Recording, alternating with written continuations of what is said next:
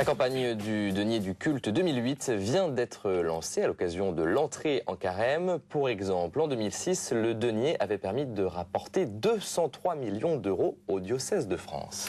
L'une des ressources majeures des diocèses, le denier est tout simplement indispensable à la pérennité et au bon fonctionnement de l'Église. On va le voir, ce n'est pas un don tout à fait comme les autres. Alors, à quoi sert ce denier? Comment l'Église organise cette campagne de communication? Quelle est la santé financière de nos diocèses? C'est ce que nous allons voir dans ce KTO Magazine avec nos invités. Autour de cette table, Monseigneur Jean-Yves Riocreux. Bonjour, Monseigneur, bonjour. et merci d'être avec nous. Je rappelle que vous êtes l'évêque de Pontoise. Face à vous, on accueille Anne de Bonardi. Bonjour. Bonjour. Alors vous êtes économe du diocèse de Tours, oui, et vous nous parlerez de votre travail. À vos côtés, le père Jean-Pascal Duloisy, bonjour. Bonjour. Vous êtes curé de Notre-Dame de l'Assomption de Passy, à Paris. Puis nous avons un deuxième économe sur ce plateau, il s'agit de Jean-Marc Pastan, bonjour. Bonjour. Alors vous travaillez à Saint-Denis. Dans le diocèse de Saint-Denis, tout à fait. Vous en parlerez. Alors, première question, je me tourne vers vous, Monseigneur. Le denier de l'Église, est-ce qu'il y a une définition? C'est quoi? C'est un don? C'est un impôt? C'est une contribution? Qu'est-ce que c'est? Le denier de l'Église existe en France depuis un siècle. Après la séparation de l'Église et de l'État, en 1905, dès 1906, les responsables de l'Église de l'époque ont dû trouver les moyens pour les prêtres. Et c'est le centenaire de cette institution que nous avons célébré d'une certaine manière. Le denier du culte étant devenu le denier de l'Église récemment et vient s'ajouter aux autres ressources de l'Église, puisqu'il faut commencer d'abord par la quête toute simple que l'on fait lorsque on participe à la messe, ça c'est une des ressources. Ensuite il y a les offrandes pour les messes, ça c'est une institution très très ancienne. Et puis il y a ce qu'on appelle aussi dans notre jargon de l'Église, le casuel, c'est-à-dire les offrandes qui sont faites à l'occasion des sacrements, du baptême, de mariage. C'est toujours des offrandes et des dons. Hein. Dans l'Église, c'est toujours des offrandes. Il n'y a pas d'impôt, pour reprendre votre expression. Et puis il y a enfin, pour ce qui est très précieux pour la vie des diocèses, on aura peut-être l'occasion d'en parler, les legs que font des chrétiens au moment de leur dernier instant de la vie. Il dit, je donne mes biens à l'Église. Alors pour revenir au denier de l'Église, donc c'est cette offrande qui a lieu tous les ans. Et pour les prêtres. Et maintenant pour les salariés laïcs. Mais les chrétiens ont un peu l'obligation de contribuer au denier? Oui, et dans les temps les plus anciens, ceux qui sont d'une génération proche même pour certains centenaires qui donnent et qui ont conscience de donner, et ça c'est un devoir de tout catholique, alors que dans les générations plus jeunes, eh bien, on n'a pas toujours conscience de l'importance de ce don qui est pourtant essentiel pour la vie de l'Église. Père Duloisy, il y a un sens spirituel à ce don? Oui, les premiers chrétiens mettaient tout en commun. L'Église est une société de personnes qui tendent vers le bien commun, le bonheur commun. Donc c'est un partage de bonheur, le partage de l'argent pour la vie de tous les jours, les uns dans les autres, afin qu'il n'y ait pas de disparité. Donc on ne fait pas l'égalité par une revendication, mais par un partage. Voilà. Alors avant d'aller plus loin, on va se pencher précisément sur ce denier, le denier du culte. Comment ça marche? Les explications de Guillaume Rougbert. Depuis 1905 et la loi de séparation de l'Église et de l'État, les dons sont l'unique ressource de l'Église. Ce sont donc les catholiques qui la font vivre en donnant sous 4 formes principales. Près de 130 millions d'euros pour les quêtes récoltées lors de la messe, 72 millions de casuels, c'est-à-dire les offrandes faites à l'occasion d'une messe ou d'un enterrement, 58 millions d'offrandes de messe et près de 203 millions pour le denier du culte, aujourd'hui denier de l'Église, c'est-à-dire la libre participation annuelle des catholiques d'un diocèse. En 2006, le montant moyen par personne de cette contribution volontaire s'élevait à 142 €, pour un total d'1 440 000 foyers donateurs. La principale ressource de l'Église avec 203,9 millions d'euros, soit près de 43% des rentrées d'argent. À cela, il faut rajouter des ressources non récurrentes et plus exceptionnelles. Les legs, les cierges et les dons effectués à l'occasion de souscriptions particulières, pour la construction d'une église par exemple. Mais les catholiques savent-ils vraiment à quoi sont affectés leurs dons? Les hosties, ça coûte cher, le vin de messe, l'électricité, ça. C'est pour aider l'église au niveau les réparations, tout. Pour permettre aux prêtres pour leur subsistance, pour pouvoir se vêtir. Pour aider aussi ceux qui sont les plus démunis. C'est la seule source de revenus de l'Église, donc qui sert à financer tous ces permanents, à entretenir ces lieux, etc. Derrière la messe, les contingences matérielles. En France, les comptes de l'Église catholique sont gérés de manière décentralisée. Chaque diocèse est autonome et gère ses propres ressources en fonction de ses priorités. Et cet argent sert au traitement des prêtres, des évêques et des 10 000 salariés laïcs de l'Église, mais également à l'entretien des lieux de culte et aux frais de gestion et de fonctionnement des biens immobiliers. Enfin, ces revenus servent aux subventions des services diocésains et aux initiatives que soutient le diocèse. Jean-Marc Pastan, 203 millions d'euros, c'est les derniers chiffres dont on dispose. Est-ce que ça a tendance à évoluer dans le bon sens, dans un sens un peu plus moyen? Comment ça se passe, le denier de l'Église? Alors, le denier de l'Église, il est 203 millions, comme vous le disiez. Et effectivement, il augmente, on va dire, tous les ans, de l'ordre d'à peu près entre 2 et 3%. Pas plus. Donc, il augmente en montant, mais c'est vrai qu'en nombre de donateurs, le denier a plutôt tendance, à diminuer. Ce qui veut dire que le don moyen augmente. Donc, on sent bien que le message qui est donné à tous les fidèles est bien compris. C'est combien le montant moyen? C'est autour de 140 euros, c'est ça? C'est ça, 150 euros à peu près. Ouais, tout à fait. Alors ça, c'est ce que l'Église recommande? Elle donne un montant chiffré? Non, chaque diocèse ne donne pas forcément une indication précise. Chaque diocèse est libre de donner une indication du montant. Certains parlent d'1, 2, 3 journées de travail pour se rappeler effectivement ce qu'était le denier dans des temps plus anciens, mais chacun donne selon son cœur et selon ses possibilités, évidemment. Monseigneur Riocreux? Oui, c'est cela. Donc, on donnait une indication. Mais chacun donne, effectivement.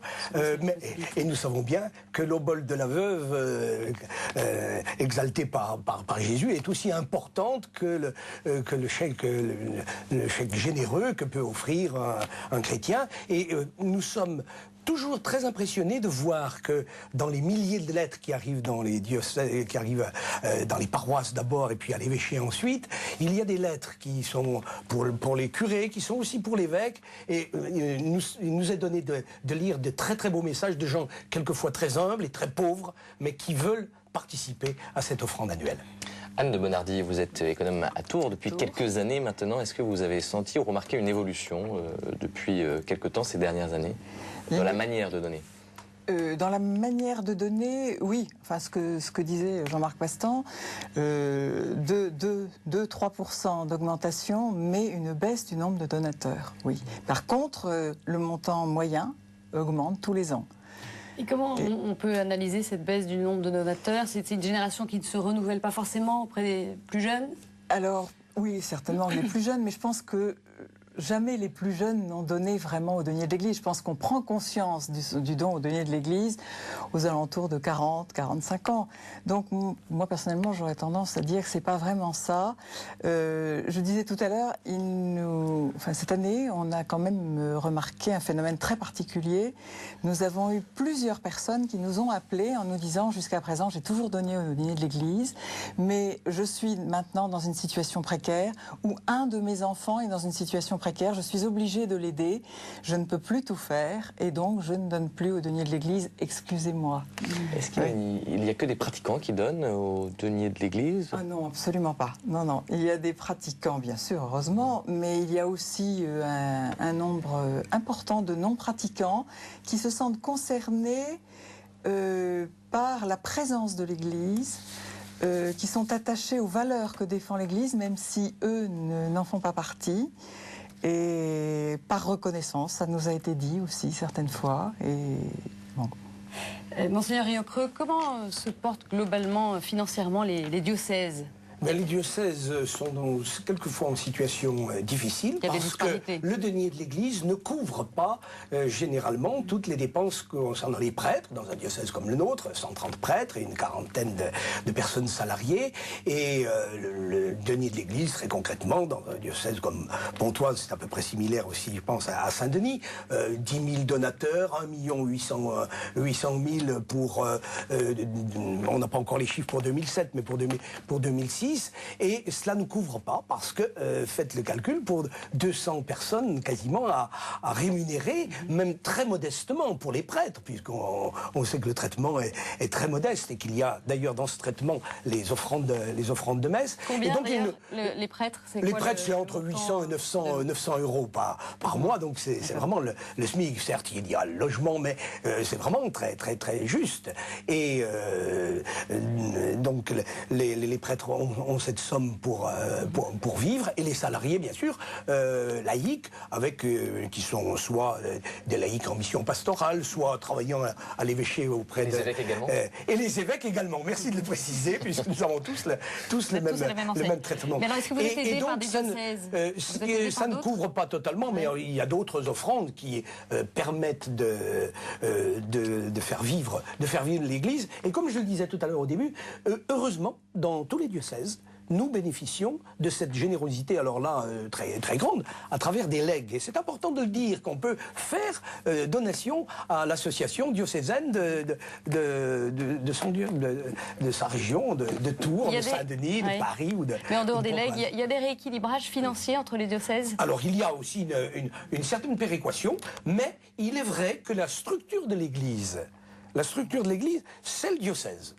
C'est toujours été comme ça dans l'Église. C'est pour cela d'ailleurs qu'au cœur de l'Eucharistie, on fait mention du pape qui préside à la communion de toutes les églises et de l'évêque du lieu. Ce qui veut dire que le diocèse, c'est l'unité, c'est l'Église locale. C'est l'Église locale en communion avec toutes les églises. Et donc, chaque évêque, avec c'est les personnes qui travaillent avec lui, avec son économe diocésain, a la responsabilité de faire vivre les prêtres qui travaillent dans son diocèse, qui soient incardinés dans son diocèse, ou qui appartiennent à d'autres diocèses, ou qui sont religieux, et en faisant aussi appel, quelquefois, quand il y a des moments difficiles, il y a naturellement une péréquation qui s'établit aussi un peu entre les diocèses. Jean-Marc Pastan, il y a des disparités importantes entre les diocèses aujourd'hui en France? Oui, c'est vrai, il y a des diocèses qui ont des caractéristiques sociales complètement différentes. Il y a des diocèses urbains, des diocèses beaucoup plus ruraux, des diocèses dans lesquels la densité est très forte, et d'autres pour lesquels il y a beaucoup moins d'habitants au mètre carré, des diocèses, on va dire, un peu plus riches et d'autres beaucoup plus modestes, des diocèses qui comportent une population issue de l'immigration, d'autres une part beaucoup moins importante, avec toutes ces composantes, tout cet arc-en-ciel. Eh bien, effectivement, il y a des diocèses différents, avec des besoins différents et des finances différentes. Et c'est vrai qu'il y a une différence forte entre un diocèse comme celui de Saint-Denis et le diocèse, par exemple, de Nanterre ou de Paris. Mais ce que je retiens, quand vous parliez d'aide entre les diocèses, c'est vrai qu'elle est très très forte, en tout cas au moins en Ile-de-France, parce que c'est un domaine que je connais bien. Et donc c'est vrai que des diocèses assez modestes, comme celui de Saint-Denis, eh bien, sont énormément aidés par les diocèses voisins. Et je crois que si les diocèses voisins n'étaient pas là pour nous aider, on aurait énormément de mal à boucler nos budgets. Ça, c'est vrai, c'est vrai. Et ça vient d'une façon assez naturelle. Comment se déroule la collecte? Si on veut donner, comment ça se passe? Si on veut donner, d'abord, on fait une campagne d'appel à dons, tous les ans, je pense, dans chaque diocèse. Et après ça, on verse, selon plusieurs possibilités, ou un chèque, ou un prélèvement. Et nous insistons beaucoup sur le prélèvement parce que ça apporte une ressource régulière. Donc chaque année, on prélève? Chaque mois, on prélève. Chaque mois, on prélève, ou chaque trimestre. Mais enfin, ça, c'est chaque donateur qui s'engage. Et puis, récemment, il y a pas mal de diocèses aussi qui sont en train de mettre le don en ligne, parce que ça nous permet de toucher les jeunes, justement. Enfin, on espère toucher plus les jeunes, mais en fin de compte, on s'aperçoit qu'on touche aussi les jeunes retraités qui commencent à aller beaucoup sur les sites. Sur Internet. Voilà. Et donc... Père Dulosy, vous avez le paiement en ligne dans votre paroisse? Oui, ça se développe. Ça se développe, et puis c'est une paroisse qui socialement a beaucoup de cadres et de jeunes gens dans le métier, et ça fonctionne, oui, ça fonctionne. Alors, pour avoir un peu conscience réellement de ce que c'est que ce denier, et puis qu'est-ce que ça recouvre, je vais vous poser cette question qui va peut-être vous fâcher. Monseigneur, vous gagnez, vous, combien par mois?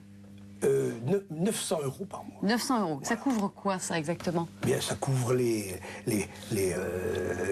la nourriture, les vêtements, et puis toute la vie d'une personne. Et après, bien sûr, une voiture, donc les frais de mission sont pris en charge par le diocèse. Le logement également? Le logement, il bénéficie d'un logement comme tout à fait confortable, mais on a une indemnité d'ailleurs de logement qui est reversée. Normalement, on paye un loyer symbolique. C'est-à-dire que notre logement, Monseigneur, ce n'est pas simplement un avantage social non chiffré.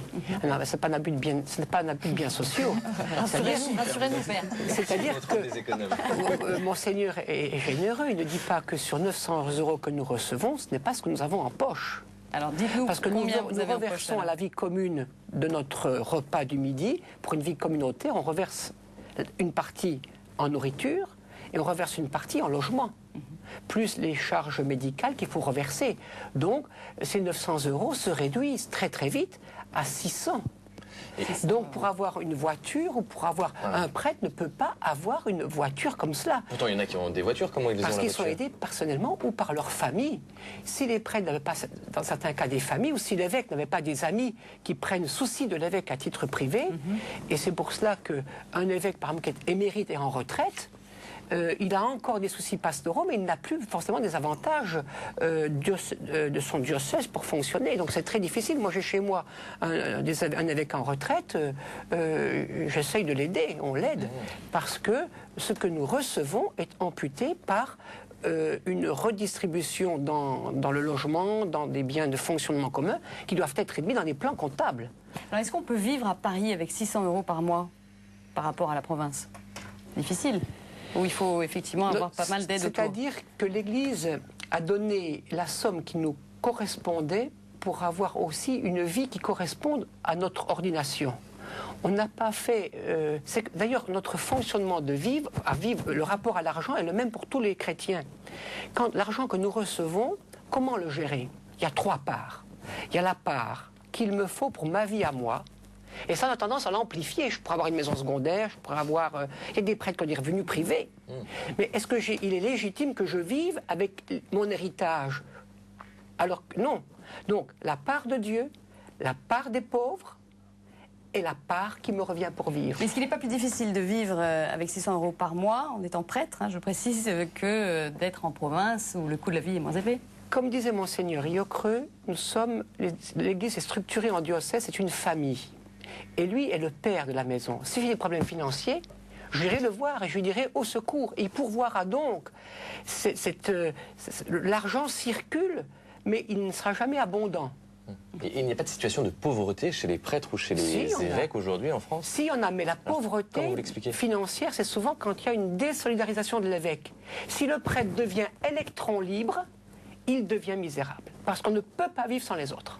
Quand on est ordonné pour un diocèse, le prêtre a la responsabilité de ce prêtre jusqu'à sa mort. Et là, je pense, il faut dire aussi l'importance dans notre pays des prêtres âgés que nous avons à aider jusqu'au terme de leur vie pour qu'ils vivent dans des conditions convenables de maisons de retraite ou souvent dans les paroisses, parce que les prêtres veulent rester jusqu'à 75 ans, 80 ans et même quelquefois au-delà, parce que c'est une famille, et le père du Loisy vient de le dire. Et l'évêque a la responsabilité, justement, de tous ces prêtres. Alors, il est attentif aux prêtres qui pourraient être en difficulté, mais comme il peut y arriver qu'il y ait des prêtres qui sont en situation un peu particulière. Anne de Bonardi, comment on appelle ce que touche ce prêtre? Ce n'est pas un salaire? Non, c'est pas un salaire. On appelle ça une allocation. Ça n'a pas un caractère de salaire parce que ça ne fait pas référence à un contrat de travail. Ça n'a aucune référence au temps de travail. C'est une allocation. Mais le prêtre paye des charges sociales comme tout le monde, finalement. Le prêtre paye des charges sociales, mais pas du tout sur les mêmes bases qu'un salarié, c'est-à-dire que c'est un forfait. C'est pas du tout un pourcentage du salaire, comme pour un salarié. Mais bien sûr, il est adhérent d'une caisse de retraite qui est d'ailleurs elle-même adhérente à la sécurité sociale. Jean-Marc Pastan, il y a quand même peut-être une particularité en France avec l'Alsace. Les prêtres sont payés encore par l'État. C'est vrai. Il y a donc concordataire. Il y a deux diocèses concordataires, effectivement, où les prêtres et l'évêque ne sont pas payés par leur diocèse, mais par l'État, tout à fait, oui. Et ils touchent le même... Alors là, c'est un salaire qu'ils touchent? Pas tout à fait, ils touchent un salaire, effectivement, qui correspond à des grilles qui peuvent être comparables à celles de certains fonctionnaires. Et donc, par contre, contrairement au fonctionnement qu'il y a dans nos diocèses, eh bien, un évêque touche un peu plus qu'un vicaire général, qui lui-même touche un peu plus qu'un curé de paroisse. Voilà. Mais au niveau de la conférence épiscopale, il n'y a pas de différence, parce que on est entre frères évêques, et nous savons bien que nous vivons tous, même, je veux dire, avec la différence de l'Alsace et la Lorraine, dans une pauvreté, ce qui est à l'image aussi de ce que nous voulons vivre comme prêtres. Vous savez à quoi vous engagez. À l'image de Jésus. Mais pauvreté, c'est-à-dire qu'on n'a pas d'autonomie par l'argent. On ne crée pas sa propre autonomie avec l'argent dont on dispose pour mener sa vie.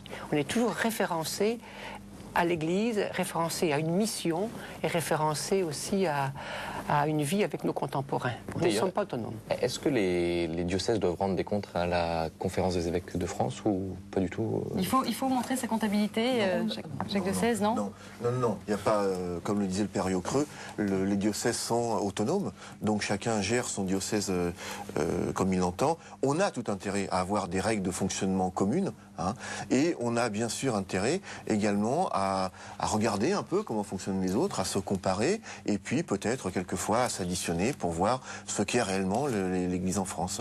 Mais il n'y a aucune obligation à rendre des comptes à la Conférence des évêques. Faisons des économies en commun. Comment? Nous faisons des économies en commun. Voilà. On a le souci de l'économie, on partage les expériences pour réduire le coût de fonctionnement. Tout à fait. Les coûts de fonctionnement des paroisses sont différents d'une paroisse à une autre. J'imagine, Père, vous, combien ça coûte, par exemple, d'ouvrir votre église le dimanche? Ça vous coûte de l'argent? Je n'ai pas évalué.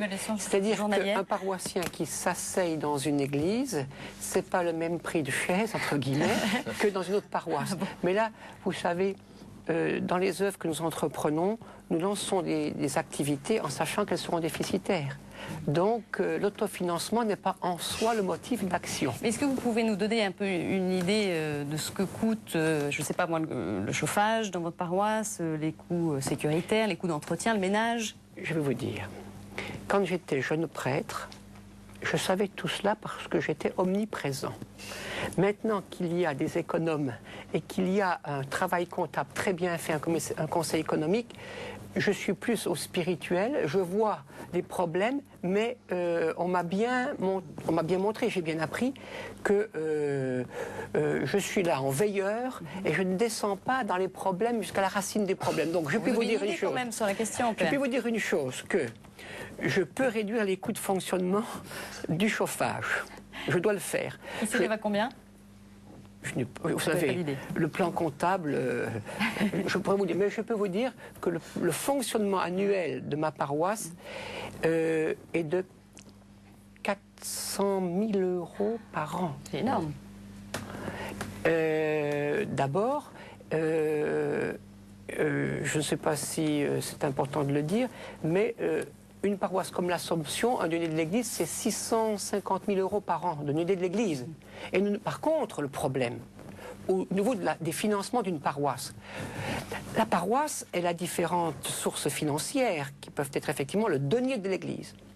Mais n'oubliez pas que sur l'argent qu'on reçoit, on le redistribue. La part que je donne aux pauvres. Les chrétiens font la charité, mais l'Église distribue de l'argent au nom des chrétiens. Mais vous-même ou le diocèse, vous ouvrez votre portefeuille et vous donnez? Ah bien sûr. Moi, je me rappelle, dans mon ancienne paroisse, je donnais sur mon budget total 400 000 francs à l'époque, distribués aux pauvres. Donc, vous voyez, que ce soit l'évêque, que ce soit le curé, ces réalités familiales de l'Église, que la paroisse ou le diocèse, doivent gérer le budget comme une famille. La part des pauvres, la part de Dieu et la part qu'il me faut pour vivre. La part de Dieu, ça veut dire la gratuité, la liturgie, les vases sacrés, c'est ce qui est sans ressources, sans retour. Anne de Bonardi, combien coûte une messe à Tours, par exemple? Est-ce qu'on sait, on peut évaluer? L'offrande de messe, d'abord, ça ne coûte pas, c'est une offrande. Non, mais les dépenses pour une messe, il y a la lumière, il y a le chauffage, voilà, c'était ma question. Pour la célébration d'une messe, il y a bien sûr le chauffage l'hiver, l'électricité, 400 000 €, ce que disait le père de Loisy, ça vous semble une figure à peu près classique pour une église? Pour une paroisse parisienne, oui. Pour une paroisse provinciale, non. Non. Par contre, moi, je voulais revenir un tout petit peu sur le rendre compte tout à l'heure, parce que vous nous avez posé la question, est-ce que vous rendez compte à l'Église de France? Non, on ne rend pas compte à la conférence proprement parlé, mais on rend compte quand même, et ça me semble très important, parce que c'est là que se situe toute la transparence de la gestion financière de l'Église, et ça, je pense que c'est important à dire.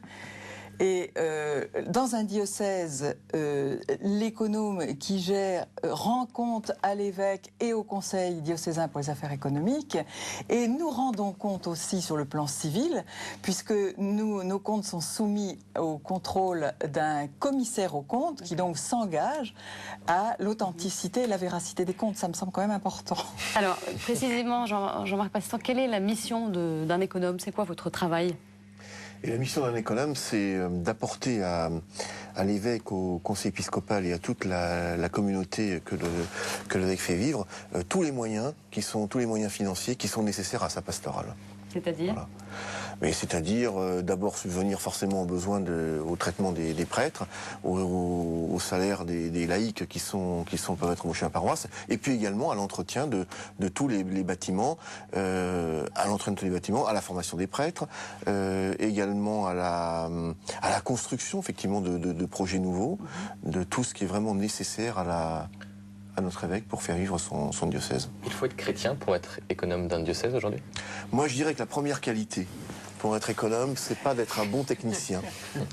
Parce que ça, je crois qu'on peut tous le devenir, et puis on est tous assez Vous êtes tous formés, vous avez tous des compétences en matière de chiffres? Sans doute, j'espère. qu'on a tous ça. Mais moi, je dirais que la première qualité pour être un bon économe, c'est d'aimer les prêtres. Voilà. Parce que vous avez tous travaillé dans le civil, j'ai envie de dire, entre guillemets, du côté d'entreprise. Je pense que pour la plupart des économes, oui, on a eu une vie antérieure dans l'entreprise. Bon, moi, pour ma part... La logique n'est pas la même. Comment? La logique absolument pas la même. La finalité de la gestion des biens n'est pas la même. Dans une entreprise, c'est le profit et c'est normal, je dirais. Par contre, dans un diocèse, la finalité, c'est faire vivre la mission de l'Église, et ce n'est pas encaisser pour encaisser. Alors, l'intérêt fort, c'est d'y amener son expertise.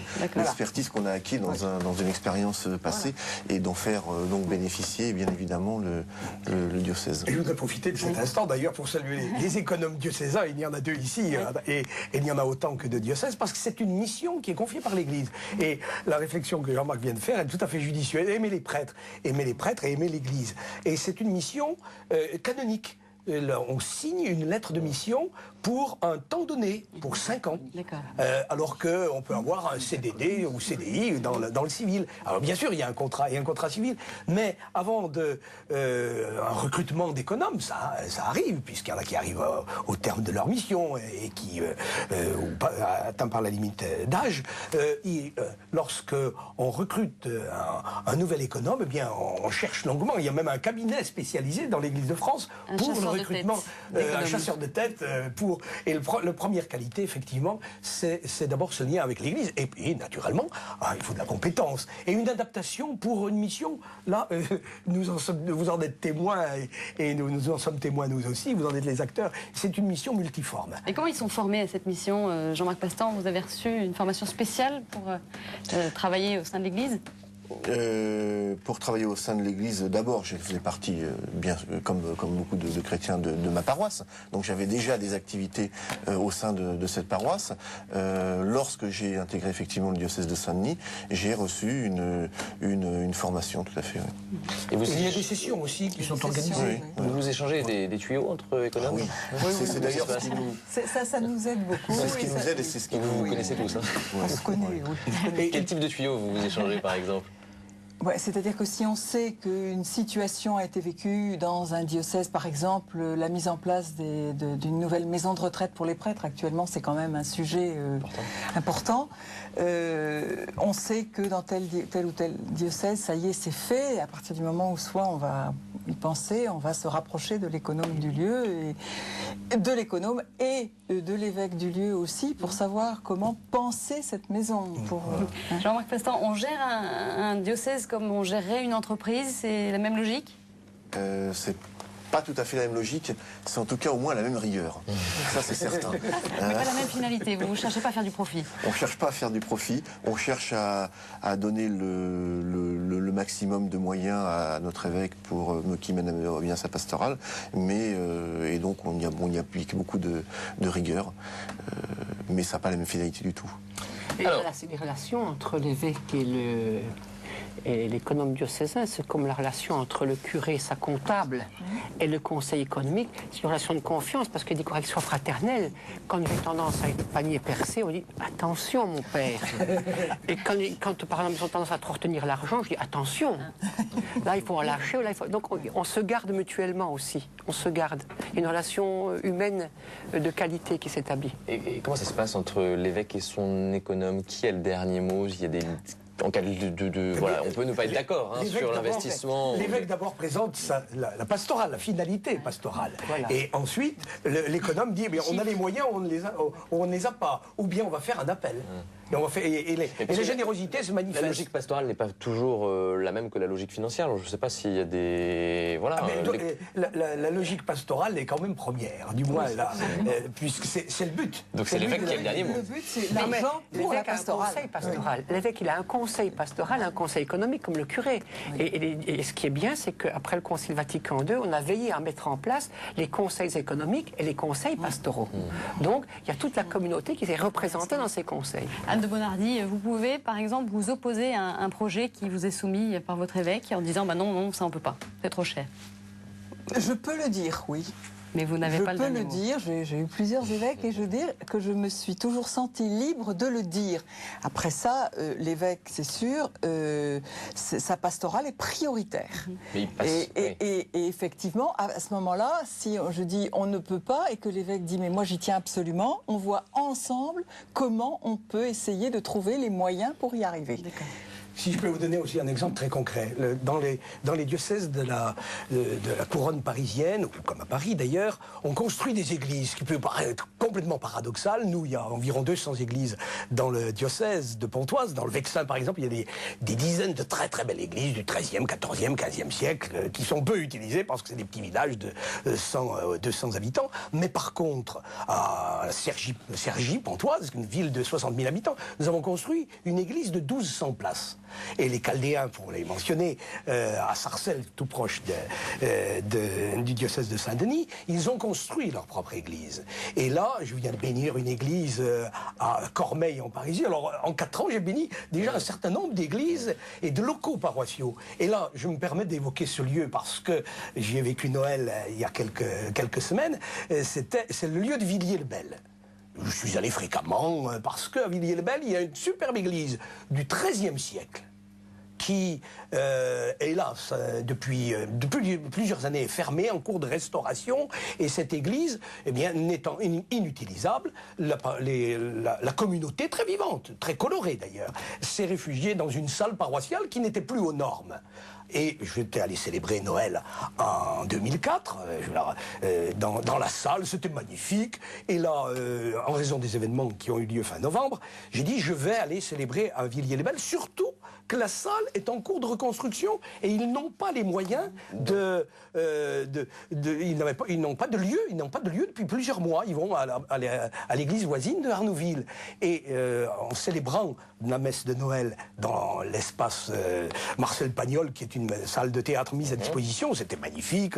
On en a parlé au moment de Noël et c'était une belle réhabilitation de cette ville très, très attachante qu'est Villiers-le-Bel. Et je viens au terme de ce que je voulais dire, c'est que justement la salle va être construite en 2008.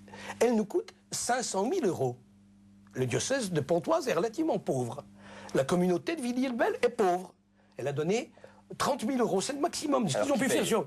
Eh bien, cette diocèse, j'ai lancé un appel récemment au cours d'une réunion d'évêques d'Île-de-France, et l'archevêque de Paris, cardinal, s'est tourné vers l'évêque chargé des chantiers du cardinal, et on dit mais on va faire une contribution, en sachant qu'il y a donc une sorte de péréquation qui se réalise pour aider des communautés pauvres. Et là, lorsque j'y étais allé il y a 4 ans, j'avais entendu un appel très fort de la communauté. Il me dit mais c'est inadmissible, nous n'avons pas de lieu. Ça fonctionne. Et donc j'ai donné l'objectif pastoral, et on va dire les finances arriveront. On retombe sur ces pattes. Et les finances de l'Église, il y a un contrôle de l'État, au niveau de l'État pour les finances de l'Église, mais il y a aussi un contrôle de l'Église par l'Église dans ses finances. L'évêque, par exemple, il ne peut pas vendre des biens du diocèse parce qu'il est l'évêque. Jusqu'à une certaine somme, il peut aliéner des biens de l'Église. Mais à un moment donné, il faut qu'il demande l'accord. On ne peut pas faire n'importe quoi, bien sûr. Ou à d'autres diocèses, ou à Rome. Moi, je ne peux pas dépenser une somme au-delà de tel montant dans ma propre paroisse. Donc je ne suis pas... Donc il y a un contrôle qui s'exerce de Il y a une part, régulation, et c'est normal. Oui, Alors on l'aura compris, le denier de l'Église représente une ressource indispensable au bon fonctionnement de l'Église de France. La communication autour de cette campagne est donc essentielle. Aujourd'hui, les diocèses n'hésitent plus à faire appel à des professionnels de la communication. On va voir ce reportage d'Ingrid Portier. Aujourd'hui, plus de 70% des diocèses français ont recours à une agence de communication à l'occasion de leur campagne pour le denier de l'Église. Elles sont essentiellement 3 à se partager le marché diocésain. BD Consultant à Grenoble, Via Magnificat à Perpignan et Maxima à Paris. Depuis 2 ans, les 8 diocèses d'Île-de-France se sont associés pour élaborer une campagne innovante avec l'agence parisienne Maxima. Le denier de l'Église n'est pas un don ordinaire. Ce n'est pas un acte de générosité, un acte caritatif au sens strict. C'est d'une certaine façon une partie de la responsabilité de tout baptisé. Vivre et faire vivre son Église.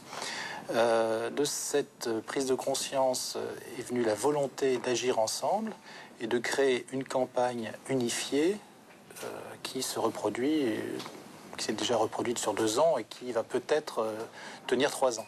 Cette année encore, les diocèses d'Île-de-France prennent les grands moyens. Spot radio, portail internet, dépliants explicatifs et affiches 4x3 le long du périphérique, sur les murs de Paris et dans toute l'Île-de-France. Avec un seul message, il y a une église dans ma vie. C'est un vrai message d'ouverture qui ne renie rien de l'essentiel, mais qui renvoie chaque baptisé, à quelque chose de très simple, qui est que chaque jour, en allant chercher son pain, en allant chercher ses enfants à l'école, il passe, il voit un clocher, une église qui est son église. Qu'y a-t-il derrière les murs? Quel lien je crée à travers la chance que j'ai d'avoir une église près de chez moi et mon église? C'est cette sensibilisation-là qu'on a recherchée. Il y a pour chacun et en chacun une église, et cette église, il appartient à chacun de contribuer à la faire vivre et à l'animer. Un message percutant qui veut sensibiliser le plus grand nombre de personnes au-delà du cercle des initiés. C'est donc une campagne ambitieuse pour l'Église d'Île-de-France qui veut non seulement accroître le nombre de ses donateurs, mais mobiliser les franciliens autour de sa mission. Ma place et la place d'une agence comme la nôtre est de contribuer, bien sûr, en tant que professionnel, à l'efficacité, la qualité du message, surtout au respect de l'essentiel, c'est-à-dire le respect du message de l'Église catholique et de la parole. Chacun a compris qu'au-delà d'un appel à participer à la vie de son Église, il y a un appel tout simplement à la mission et à partager avec espérance ce message du Christ. Voilà, ajoutons que 6 grandes agences de communication sont en charge de cette campagne du denier de l'Église. Alors, Père Duloisy, ces agences, elles sont forcément chrétiennes ou pas? Non, elles ne sont pas forcément chrétiennes. Mais le professionnalisme, ça ne nuit pas à l'Église, au contraire. Par contre, on doit toujours veiller à ce que ce qui est suggéré par l'affiche soit bien dans une gratuité, une bonté, puisque les pauvres étant les bienfaiteurs des riches, on n'est pas tout à fait dans ce dispositif dans l'Église, puisque ce sont des... Il faut montrer aux chrétiens que quand on donne quelque chose, il y a une Église dans votre vie, c'est un choix libre. C'est un regard sur une réalité qui peut rendre heureux. Donner, c'est bien, mais quand on donne à l'Église, on fait aussi une action qui aura des conséquences dans les générations. L'église, ce n'est pas simplement une sacristie et de l'encens, c'est aussi des choix. Choix de partager, choix de regarder. Donc, donner au donner de l'Église, c'est prendre des choix quant à l'usage des 5 sens, y compris la musique, y compris le beau, et y compris le bon. Le bon, le vrai. Les agences, elles ne sont pas forcément familières avec justement cet esprit, cette culture de l'Église. Les agences, elles ont compris quelque chose de l'Évangile. Jean-Marc Plastin. Les 6 agences que vous avez citées sont familières du domaine de l'Église. Il y a une consonance chrétienne, alors tout à fait, ceux qui mènent les campagnes. Et est-ce que l'Église elle-même est à l'aise avec l'argent quand il s'agit de communiquer autour de l'argent? En tant que professionnel d'argent, qu'est-ce que vous en pensez? Ça a été très difficile, mais je dirais que ça s'améliore. Et on en parle de plus en plus facilement. Et je dirais que plus on y met de transparence à parler d'argent, et plus on en parle facilement. Aujourd'hui, il ne faut surtout pas parler de misérabilisme ou de dire oh là là, on est pauvre, on est pauvre. Non, il faut dire les choses clairement comme elles sont, exprimer très clairement ses besoins.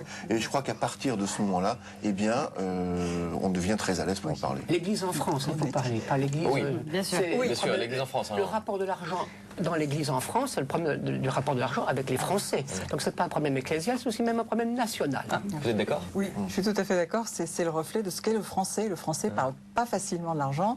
Vous verrez rarement un Français dire combien il gagne. Et vous savez comment les gens sont généreux de l'Église? Non. Plus on dépense, plus ils donneront. Pourquoi? En termes de communication? Oui. S'ils voient ce que nous faisons avec l'argent que nous recevons, mais alors ils nous comblent, ils disent « Continuez mon père ». Et comme c'est votre devise, monseigneur, au large, au large. Donc si vous communiquez sur vos actions, sur finalement l'affectation de cet argent, c'est ça? Moi je n'ai qu'à faire des travaux. Et ils disent « Ah mon père c'est bien. Ah c'est bien ». Parce qu'ils souffrent de voir l'Église qui donne l'impression d'être une maison abandonnée alors que le cœur est jeune. Parce que c'est quoi? Il n'y a pas des ficelles pour communiquer d'une manière efficace autour de ce denier de l'Église? Une bonne campagne, ce serait quoi le message? Une bonne campagne, moi je dirais qu'avant tout, il faudrait qu'elle soit unique. Aujourd'hui, on fait l'expérience en Ile-de-France d'avoir une... Et pas d'ailleurs qu'en Ile-de-France, puisqu'il y a 23 diocèses en France qui se sont ralliés à la même campagne. On fait donc l'expérience d'avoir une campagne et un visuel unique, parce que moi je pense que le message, de toute façon, et le besoin est unique. Le besoin, c'est l'Église. Donc j'espère que d'ici 2 ans, eh bien, nous aurons une campagne nationale et que tous nous parlerons de la même chose. Vous voyez, en Ile-de-France, il y a à peu près plus de 11 millions d'habitants. Et sur les 11 millions d'habitants, il y a environ 4-5 millions de personnes qui tous les jours changent de département pour aller travailler dans un endroit, pour aller prendre l'avion ou le train dans un autre endroit, pour aller déposer l'enfant chez la nourrice dans un autre endroit. Donc ces gens-là, en traversant 3 ou 4 départements, ils vont voir 3 ou 4 affiches différentes du denier, avec 3 messages différents, avec 3 appels différents et 3 besoins différents. Comment voulez-vous que ces gens qui sont sur le parvis de l'Église, qui aiment l'Église, qui sentent bien que l'Église a un rôle social, qui font baptiser les enfants, qui envoient les enfants au caté et tout, mais qui ne sont pas des pratiquants de tous les dimanches, qui viennent à la messe à Noël, au Rameau et à Pâques. Donc ces gens-là qui sont sur le parvis de l'Église, qui aiment l'Église, mais qui ne sentent pas bien les besoins de l'Église. Comment voulez-vous qu'à travers tous ces messages différents, finalement, ils soient sensibilisés? C'est très difficile. Donc il faut bien qu'on ait, à mon avis, un langage unique en la matière. Ce que vous dites, monsieur, conduit à ceci, c'est que souvent, d'abord il faut souligner que les chrétiens sont très généreux. Mais l'Église ne vit pas qu'avec le don des chrétiens, comme disait Madame l'économe de Tours. Il y a beaucoup d'amis de l'Église, des Nicodèmes, qui donnent généreusement. Moi, dans mon ancienne paroisse, les principales restaurations viennent d'un non-catholique qui a donné une somme considérable. C'est étonnant, non? C'est étonnant. C'est-à-dire que c'est le phénomène du bon samaritain. Si vous avez été aimé par quelqu'un, vous êtes reconnaissant d'avoir reçu son amour. Si on vous a appris à aimer, vous êtes reconnaissant. Donc, d'abord, les chrétiens donnent dans plusieurs paroisses. Il faut savoir qu'ils donnent parfois 3 deniers de l'Église, certaines personnes. Donc si ça baisse parfois dans certains diocèses, c'est parce qu'ils ont aussi partagé leur offrande entre plusieurs diocèses, parce qu'ils voient la souffrance de l'Église. Donc les chrétiens partagent dans l'Église parce qu'ils voient qu'il y a des différences de revenus. Deuxièmement, il y a des églises qui ont beaucoup de patrimoine d'église et d'autres qu'il faut en construire, d'autres il faut entretenir, d'autres il faut construire.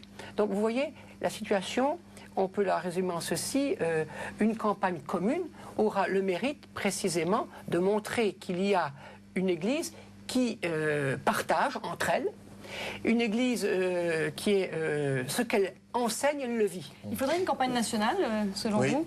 Alors, oui, justement, une évolution très favorable qui vient d'être dite, d'être soulignée, parce que c'était la première fois l'année dernière que nous avions une campagne commune, et là, pour l'Île-de-France, nous continuons avec d'autres diocèses, et on va dire, enfin, nous y arrivons, parce que c'est la date la plus appropriée, au mois de février, pour lancer le denier de l'Église de 2008, l'entrée en carême, et en sachant que beaucoup de dons arrivent à la fin de l'année, au mois de novembre et au mois de décembre. Mais la sensibilisation nationale, puisque même cette émission, diffusée dans toute la France et au-delà, permet de faire savoir que c'est le moment du denier de l'Église, et c'est aussi pour sensibiliser ceux qui ne donnent pas. Alors, en prenant ce qui a été dit, il y a des pratiquants qui ne participent pas au denier de l'Église.